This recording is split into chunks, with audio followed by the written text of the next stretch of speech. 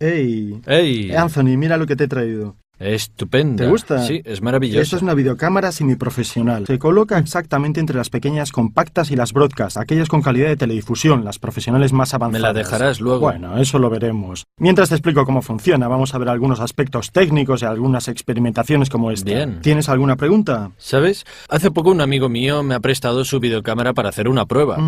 Y me estoy apasionando muchísimo. Bien. Solo que me gustaría saber cómo poder utilizarla mejor. También me gustaría saber cuáles son las cosas que debo tener en consideración a la hora de comprar una.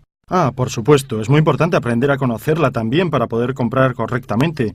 Veremos, antes de nada, cuáles son las diferencias principales y las analogías entre esta y una cámara de fotos. Sí. Y luego analizaremos algunos aspectos técnicos. De hecho, una de las cosas que he notado es que entre la videocámara y la cámara fotográfica hay muchas cosas parecidas. ¿Es verdad o es mi impresión? No, has dicho una cosa correcta. Fundamentalmente ambos son dispositivos que sirven para capturar imágenes. Así tendrán una lente, un sensor que transforma la luz en un impulso eléctrico y un soporte para grabar. ¿Cuál es la diferencia principal? Con una cámara fotográfica, tú eliges qué imágenes quieres inmortalizar. Posicionas la cámara, valoras las condiciones de la luz, las condiciones ambientales y haces tu disparo. Con una videocámara, en cambio, la cuestión es un poco más complicada porque saca una serie de fotogramas en repetición. Sí. Y por lo tanto efectúa un movimiento que puede ser el mismo que efectúas con tu mirada. Así que la variabilidad de las condiciones de luz y color es más compleja y se debe tratar de manera adecuada. Se me ocurre una pregunta. Con la cámara fotográfica hago el encuadre, valoro las condiciones, elijo los ajustes. En cambio aquí, con una variabilidad tan amplia, ¿cómo hago? Bueno, antes que nada te aviso de que hay dos soluciones, una mucho más sencilla y otra más complicada. Y yo te lo advierto. Hagámosla más sencilla. Yo te digo la más sencilla, pero prefiero rotundamente la segunda, porque la solución más sencilla es la de dejar todo en automático. Una videocámara es un dispositivo complejo que puede efectuar automáticamente todos los ajustes y las configuraciones necesarias para realizar un rodaje. Sin embargo, yo prefiero poner todos los parámetros en manual, ya que así tendrás un control real sobre tu imagen y podrás elegir efectivamente cuál será el resultado final. Esto es algo que ya escuché. Sí, es algo muy común. Veremos ahora, para empezar. Te doy algunos parámetros técnicos que nos interesan para la exposición. Así podrás sentirte menos perdido cuando empieces a utilizarla. Bien. Entonces, Anthony, esta vez soy yo quien te hace una pregunta. Sí. ¿Cuáles son los parámetros que controlan la exposición en la fotografía? A ver, diafragma, obturador y sensibilidad. Muy bien, has estudiado, enhorabuena. Bien, el diafragma y obturador seguramente son aspectos que existen también en la videocámara. Lo mismo sucede con la sensibilidad. La única diferencia es que la sensibilidad de una videocámara es esencialmente fija. Sin embargo, hay un parámetro sobre el que podemos intervenir, la ganancia, gain en inglés. Mira a quién se lo digo. Excelente. Del que te hablaré más tarde. Además, existe otro parámetro específico para las videocámaras. Me refiero a los fotogramas por segundo. ¿Empezamos? Estoy listo. Entonces empecemos por el diafragma. El diafragma es algo que se puede ajustar en automático o bien en manual. Para hacerlo está este botón, ¿ves? Sí. Me permite ajustarlo en manual o en automático. Sí. Lo pulso, ahora es manual, lo pulso de nuevo y es automático. Vale. Una vez que estás en manual, tienes que poder ajustarlo y para hacerlo, en esta videocámara utilizas este rodillo. En algunas videocámaras más sofisticadas, hay un anillo en la lente exactamente igual que en una cámara fotográfica. Exacto, el funcionamiento del diafragma es el mismo, pero en este caso hay este control. ¿Ves? Ahora está en modo open, totalmente abierto. Sí. Si giro el rodillo, cambia y son exactamente los mismos números que puedes ver en fotografía. Sí, es verdad. Y que ya conoces. Evidentemente, en algunas videocámaras existe la posibilidad de tener como parámetro el que te sugiere la cámara a través del exposímetro interno. Pero en el caso de que no haya este tipo de representación, ¿puedo confiar en lo que veo en la pantallita? ¿Es válida como referencia? Sí, digamos que se trata de una referencia válida, pero hay algunos detalles que hay que tener presentes. O sea... Antes que nada, como ves, la pantallita no tiene la misma luminosidad según el ángulo con que la miro. Deberíamos tratar de estar siempre en línea y perpendiculares. ¿Como cuando miras un ordenador? Exacto, como en la pantalla de un ordenador. Además, para poder comprender exactamente cuál es el nivel de luminosidad de tu pantalla, puedes tratar de orientarla hasta que encuentres el punto en el que es más luminosa. Luego, buscar el punto en que es menos luminosa y tratar de utilizar una posición intermedia. Exacto, sobre la base de lo que ves. También existe la posibilidad de aumentar la luminosidad de tu LCD, pero además de eso hay otro parámetro importante que debes tener en cuenta. ¿Qué sería? La luminosidad del ambiente en que te encuentras. Sí. En el caso de que te encuentres en un ambiente con mucha luz, seguramente lo que verás en la pantalla LCD podría no ser fiable. Entonces podrías utilizar también otra solución. Podrías utilizar esto, el visor. En el interior de esta pequeña caja que se crea, seguramente no tienes las influencias exteriores de la luz que tienes en la pantalla LCD. Claramente, también para utilizar el visor tendrás que tener en cuenta las condiciones ambientales. Imagina, por ejemplo, que estás en una pista de esquí un día de sol. El reflejo de la nieve seguramente hace que las pupilas de tus ojos se cierren. Para poder adaptarse a las condiciones sí. de la luz exterior y cuando mirarás dentro del visor, la imagen te parecerá muy oscura. Sin embargo, en realidad no saldrá así. Puedes solucionarlo de manera muy sencilla, utilizando unas gafas de sol cuando estés en la pista. Y luego podrás ir a mirar dentro del visor. Pero te las debes quitar antes, claro. Claro. Por tanto, es lo mismo que cuando entras en un cuarto poco iluminado después de haber estado fuera durante un día particularmente soleado, ¿correcto? Exactamente, has entendido perfectamente el concepto. Te quiero hablar de otro comando, un control muy importante que concierne a la exposición, es decir, el llamado patrón de cebra. Ah, así que tenemos que ir al zoo. No, en este caso no es necesario. Bueno. Podemos utilizar el patrón de cebra que tiene esta videocámara. Mira, con este botón puedes hacer que en tu pantalla LCD aparezcan unas rayas en las zonas de tu imagen que presentan sobreexposición. O sea, que están recibiendo demasiada luz. Claramente todo esto en relación con el exposímetro de tu videocámara. Sí. Y obviamente este tipo de ajuste puede ayudarte para tratar de entender si algunas zonas están sobre o subexpuestas. Sin embargo, depende siempre del tipo de efecto que quieres conseguir en el rodaje de tus imágenes. Muy bien. Muy cómodo el uso del patrón de cebra. Pero tengo otra pregunta. Hace poco he leído algo sobre el funcionamiento del obturador en la videocámara. Pero me parece muy complicado. No me sorprende, porque efectivamente la cuestión no es muy sencilla. Trataré de simplificarla. Sí. Como te dije al principio de nuestra lección, la videocámara realiza una serie de fotos, una tras otra, muy cerca una de la otra, para crear una imagen en movimiento. Sí. Bien, el obturador, en este caso, no es un elemento físico como la cortina de la cámara fotográfica, sino que se trata de un ajuste que yo le puedo dar al sensor de mi videocámara, diciéndole durante cuánto tiempo debe adquirir la luz en el interior de cada una de las fotografías que toma. Puedes ajustarlo con este botón Shooter, obturador, que te permite elegir por medio de estos botones. ¿Lo ves? Selección velocidad o Speed Selection, más o menos. La velocidad de obturación. Variando este parámetro, que se expresa en fracciones de segundo, se influye sobre la nitidez de la imagen y también sobre su luminosidad. Ajustando a un valor bajo la velocidad de obturación, así que la imagen saldrá más luminosa, pero también más movida, a raíz del efecto llamado motion blur, o trazo confuso de movimiento. En caso contrario, en cambio, si yo ajusto a un valor muy alto, la imagen saldrá menos luminosa, pero particularmente nítida. La diferencia la puedes apreciar mejor en estos dos vídeos que te voy a enseñar ahora. Sí, estaba a punto de pedirte algún ejemplo porque... Es fundamental, si no es demasiado complejo. Mira, ¿ves? En este caso tenemos un valor bajo de la velocidad de obturación, así que puedes apreciar cuánto es luminosa esta imagen. Sin embargo, el movimiento se ve afectado por el hecho de que el sensor adquiere más luz.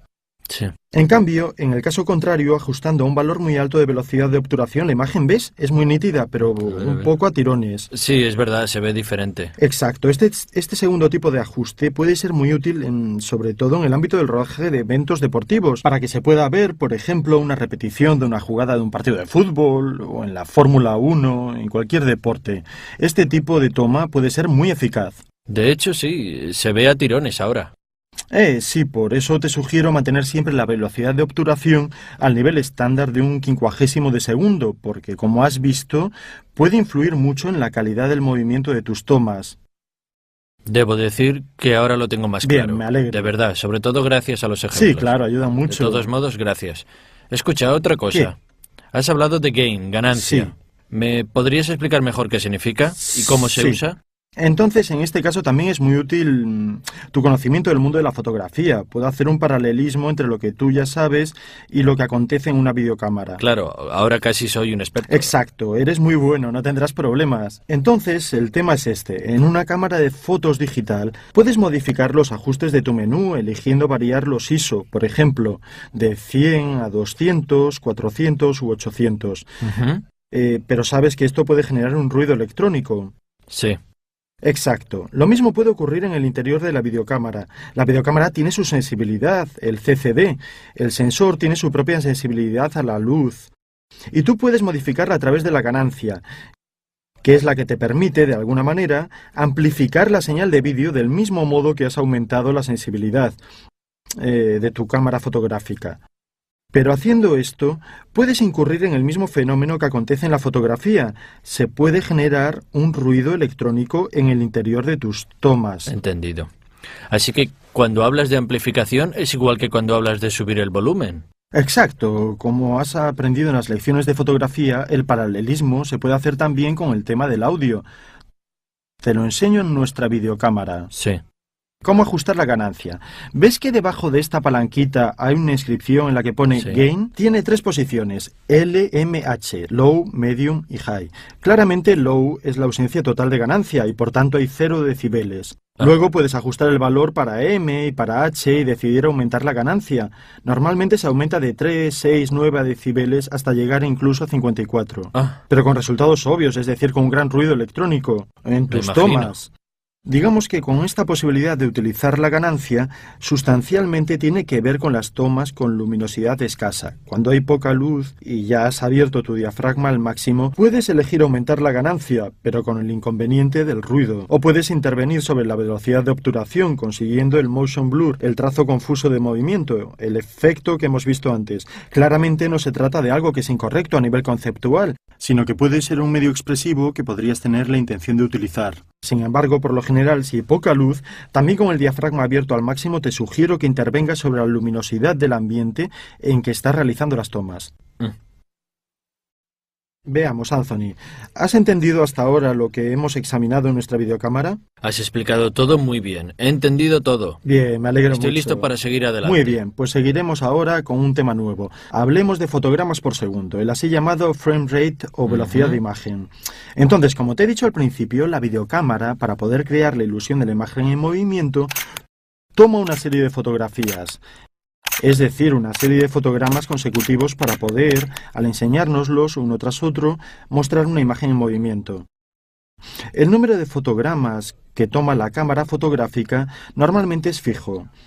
Sin embargo, con la evolución de las videocámaras más modernas, es un parámetro que se puede modificar.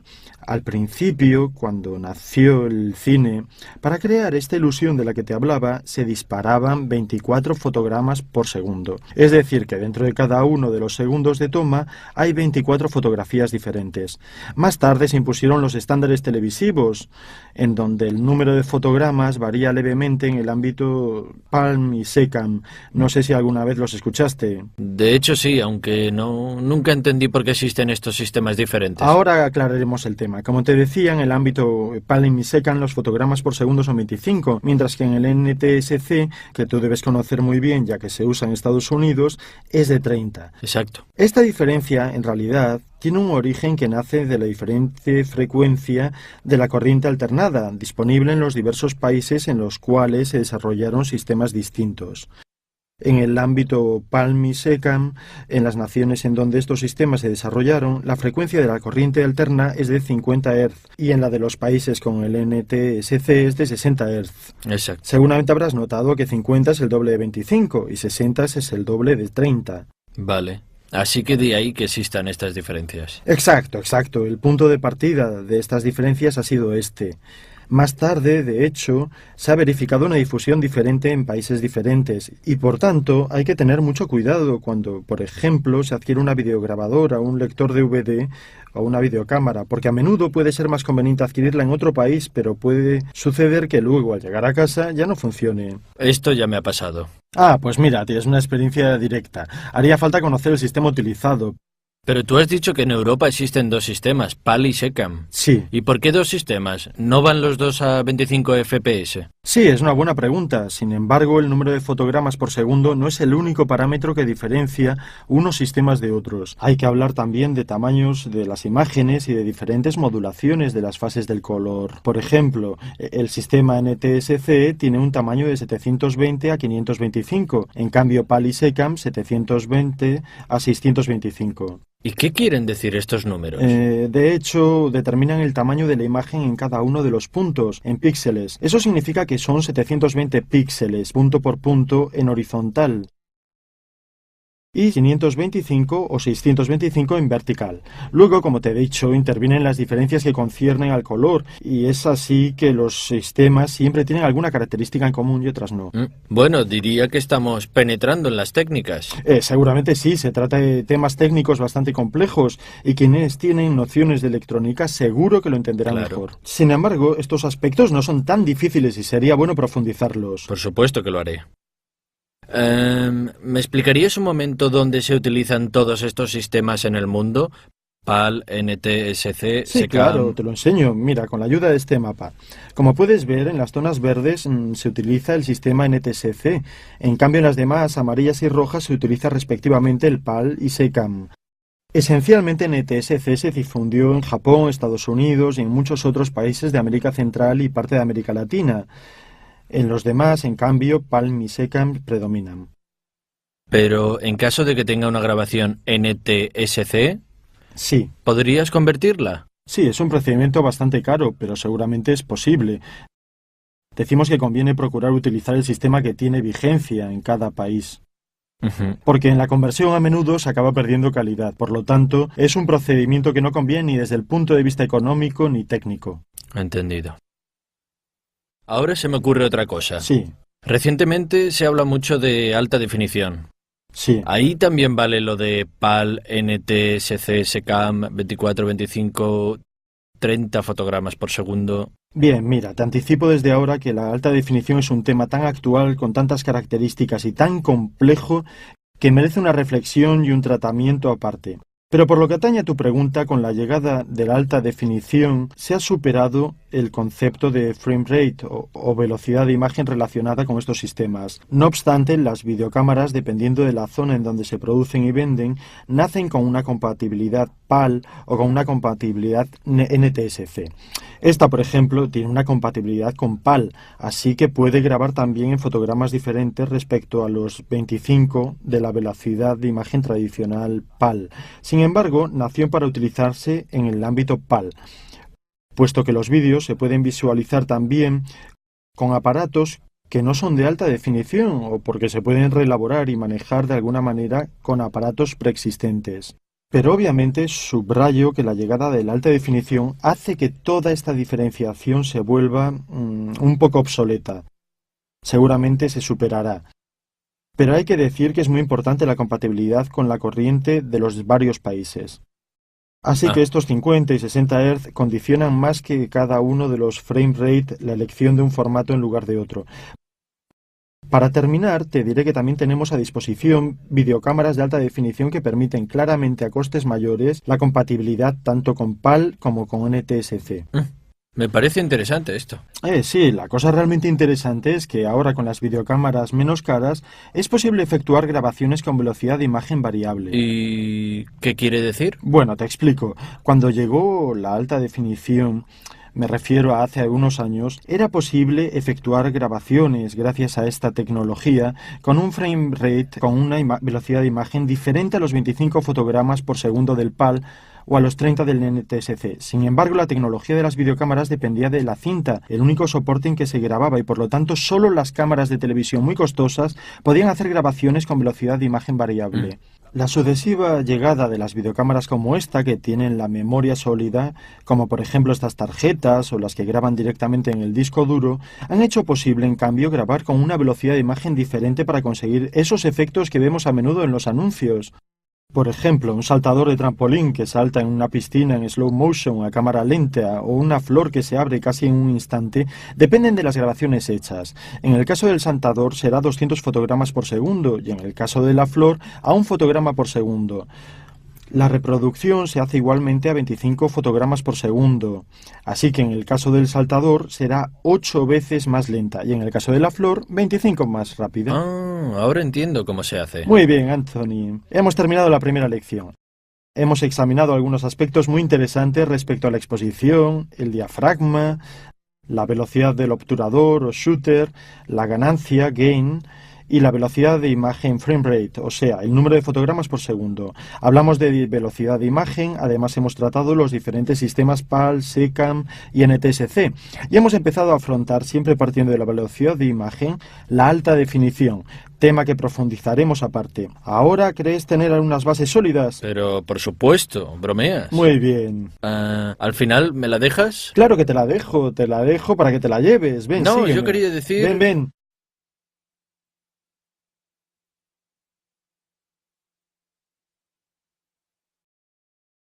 De manera adecuada.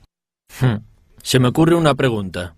Con la cámara fotográfica hago el encuadre, valoro las condiciones, elijo los ajustes. En cambio aquí, con una variabilidad tan amplia, ¿cómo hago? Bueno, antes que nada te aviso de que hay dos soluciones, una mucho más sencilla y otra más complicada. Y yo te lo advierto. Hagámosla más sencilla. Yo te digo la más sencilla, pero prefiero rotundamente la segunda, porque la solución más sencilla es la de dejar todo en automático. Una videocámara es un dispositivo complejo que puede efectuar automáticamente todos los ajustes y las configuraciones, sensor que transforma la luz en un impulso eléctrico y un soporte para grabar.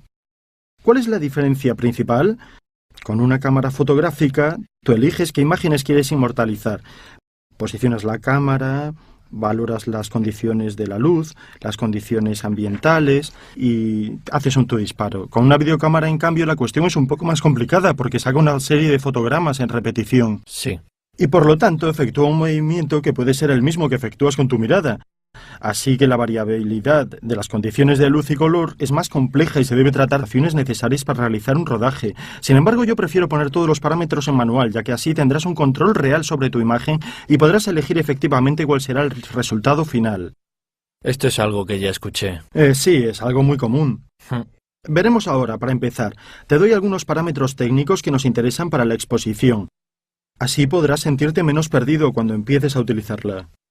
Bien. Entonces, Anthony, esta vez soy yo quien te hace una pregunta. Sí. ¿Cuáles son los parámetros que controlan la exposición en la fotografía? A ver, diafragma. También me gustaría saber cuáles son las cosas que debo tener en consideración a la hora de comprar una. Ah, por supuesto. Es muy importante aprender a conocerla también para poder comprar correctamente.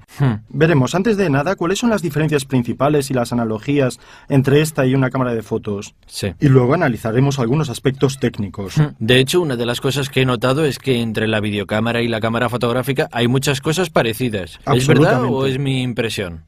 No, has dicho una cosa correcta. Fundamentalmente ambos son dispositivos que sirven para capturar imágenes. Así tendrán una lente, un... ¡Hey! Anthony, mira lo que te he traído. Estupenda. ¿Te gusta? Sí, es maravilloso. Esta es una videocámara semiprofesional. Se coloca exactamente entre las pequeñas compactas y las broadcast, aquellas con calidad de teledifusión, las profesionales más avanzadas. ¿Me la dejarás luego? Bueno, eso lo veremos. Mientras te explico cómo funciona, vamos a ver algunos aspectos técnicos y algunas experimentaciones como esta. Bien. ¿Tienes alguna pregunta? ¿Sabes? Hace poco un amigo mío me ha prestado su videocámara para hacer una prueba. Y me estoy apasionando muchísimo. Bien. Solo que me gustaría saber cómo poder utilizarla mejor.